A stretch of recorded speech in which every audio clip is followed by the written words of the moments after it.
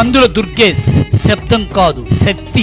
ఇక్కడ ప్రతి దుర్మార్గానికి ఓ శబ్దం ఉంది. అదే శబ్దం ప్రజల గుండెల్లో గర్జిస్తున్నది. ఆ శబ్దానికి పేరే కందుల దుర్గేష్.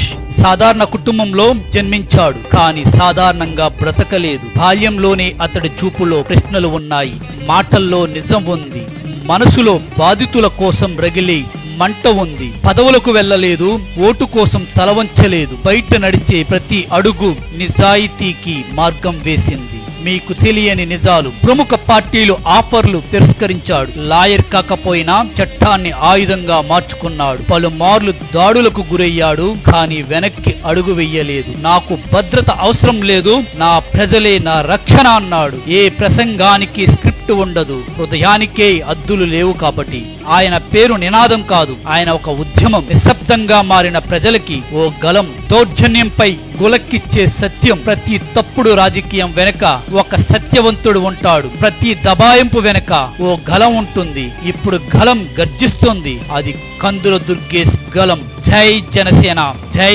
కందుల దుర్గేష్ గారు.